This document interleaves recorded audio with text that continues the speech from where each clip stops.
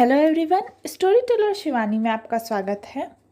आज की इस वीडियो में हम बात करेंगे वर्ड्सवर्थ की थ्योरी ऑफ पोएट्री से क्या क्या शॉर्ट क्वेश्चंस या ऑब्जेक्टिव क्वेश्चंस बन सकते हैं।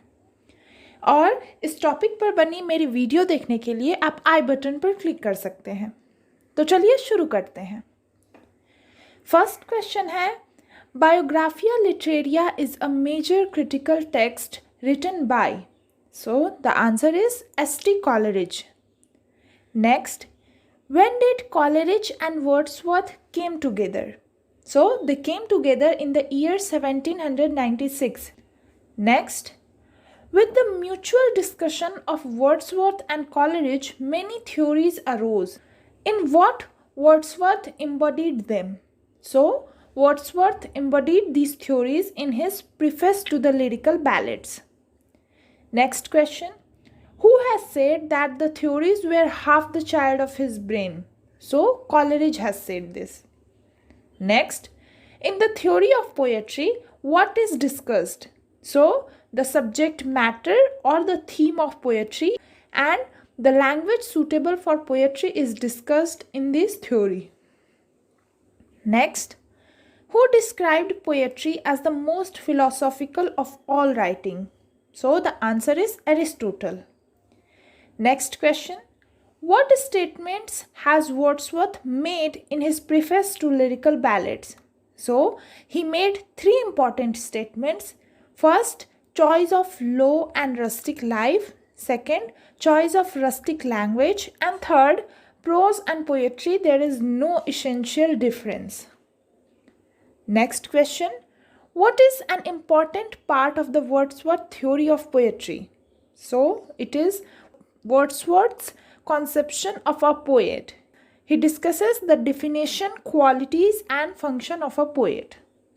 Next, chapters 13 to 22 of the Biographia Literaria are devoted largely to conception of a poet, criticism of the views on poetry and poetic diction, types of poetry, none. So the answer is criticism of the views on poetry and poetic diction. Next, when was the lyrical ballads first published?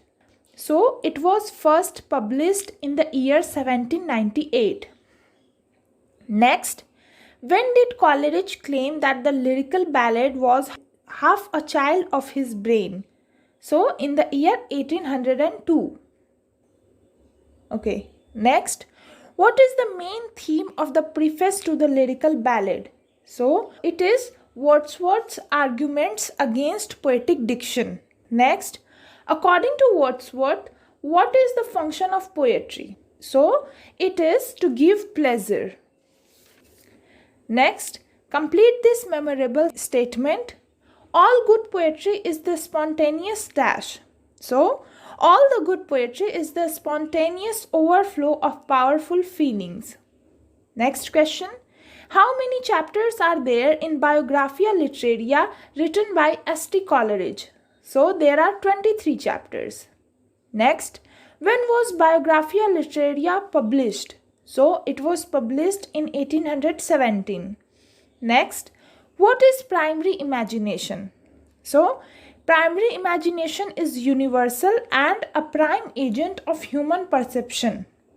Next question, which imagination is more active, primary imagination or secondary imagination?